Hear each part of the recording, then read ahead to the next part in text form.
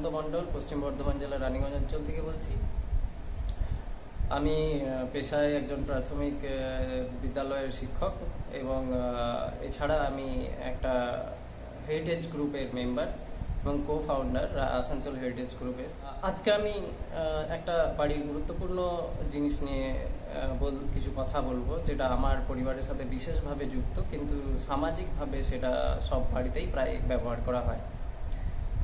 এটি সাধারণত রান্নাঘরের একটা বহু প্রচলিত এবং ব্যবহৃত জিনিস, যেটা পাথর দিয়ে বানানো হয় এবং এই পাথরের বিভিন্ন ধরনের কারুকার্য তার মধ্যে পাওয়া যায়, যেটা বর্তমানে প্রায় লুপ্ত হয়ে যাচ্ছে। এটা নিয়ে আমি বলতে চাইছি, সেটা হচ্ছে সিল এবং নড়া। এটা হচ্ছে সিল, এটা একটা পাথর দিয়ে বানানো এবং এর আকৃতিটা লক্ষ্য করার মতো, যে এটা সাধারণত যে সিলগুলো হয় সেই সিলগুলো এই ধরনেরই আকারের বানানো হয়। এটা এখানে যদি এটা গোলাকার কার্ভ বানানো হয়েছে, বিভিন্ন ক্ষেত্রে এটা ত্রিকোণাকার আকারের ত্রিকোণাকার হয়।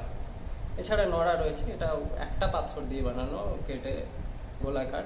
এটা সাধারণত মশলা জাতীয় জিনিস পেশাই করার জন্য বাড়িতে ব্যবহার করেন। আমার বাড়ির ক্ষেত্রে সিল নড়াটা একটা অন্য ধারাকে তুলে ধরে। আমার স্মৃতি হিসাবে যদি বলি, সিল নড়ার স্মৃতি হিসাবে, আমার পারিবারিক স্মৃতি হিসাবে বলা হয়, তো আমার বাবার যিনি ঠাকুরদা ছিলেন, তিনি বাড়িতে একটা সিল নড়ার প্রচলন করেছিলেন অন্যভাবে। যৌথ পরিবার থেকে যদি কোনো সন্তান একা থাকার সিদ্ধান্ত নিতেন এবং ঘর থেকে বেরিয়ে যেতেন, তাহলে সেক্ষেত্রে তাকে একটা সিল নোড়া দেওয়া হতো। তো এই যে সিল নোড়া দেওয়ার, এখন যে সিল নোড়াটা দেখালাম, এটা তারই দেওয়া, যেটা আমি আমার বাবার কাছ থেকে পেয়েছি। এবং এই যে সিল নোড়া দেওয়ার প্রবৃত্তি, এটা শুরু হয়েছে অন্যভাবে। এটা হয়েছে আমাদের যে সাংস্কৃতিক এবং ধার্মিক যে ব্যাপারটা আছে শিলনোড়ার সাথে যুক্ত। যেমন শিলনোড়ার উপরে শিলনোড়া ষষ্ঠী পুজোয় আমাদের কাজে লাগে। ষষ্ঠী পুজোর সময় শিলনোড়ার ব্যবহার করা হয় এবং শিলনোড়ার উপর জিনিস রেখে মানত করা হয় সন্তান পাওয়ার জন্য।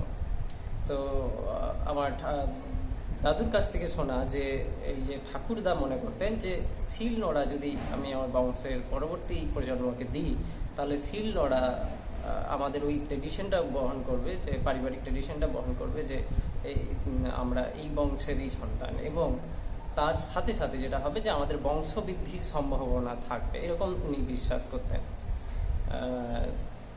এই বিশ্বাসের মাধ্যমে আমরা এখনো শিলনোড়া বয়ে নিয়ে চলেছি। এটার আরেকটা গুরুত্বপূর্ণ বিষয় হচ্ছে যে এই যে আর্ট, স্টোন আর্ট, এই যে পাথরের শিল্পকলা, এই পাথরের শিল্পকলা আমি যে পারিবারিক সূত্রে যে অঞ্চলে, সেটা হচ্ছে বাঁকুড়া, সালতোরা এবং শুশুনিয়া অঞ্চলে।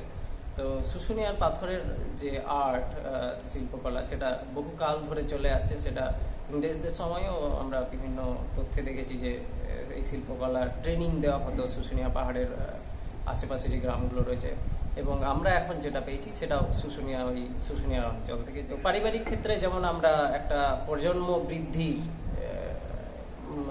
এবং এটার একটা গুরুত্বপূর্ণ বিষয় হচ্ছে যে এটা শুধু ছেলেদের দেওয়া হতো, এটা কিন্তু মেয়েদের দেওয়া হতো না। কারণ ছেলেরা তার বংশবৃদ্ধি করবে এবং তার পরিবারের পরিচয় রাখবে, এরকম যে ধারণা বা বিশ্বাস আমাদের সামাজিকভাবে রয়েছে। আমার বাবার ঠাকুরদা সেই বিশ্বাসী ছিলেন এবং তিনি তাই এই ধরনের একটা প্রথার প্রচলন করেছিলেন পারিবারিক স্মৃতি হিসাবে।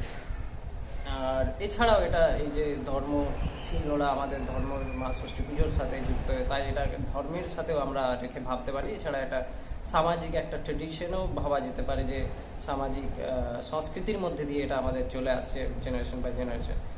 এবং এই যে পুজো আর্চার মধ্যে দিয়ে এই বস্তুটি, এই আর্ট, এই স্টোন আর্ট, এই শিল্পকলাটাকে ধরে রাখা হচ্ছে আজও। এটা সত্যি একটা দারুণ ব্যাপার।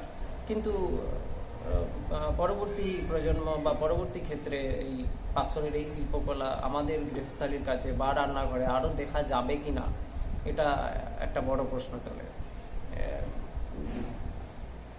তো সেটা অবশ্যই সময়ে দেখা যাবে যে সেই ধরনের শিল্পকলা এবং পারিবারিক এরকম কোনো স্মৃতি মানুষের মনে থেকে যায় কিনা, এবং আমার পরবর্তী প্রজন্ম এটাকে বইতে পারে কিনা।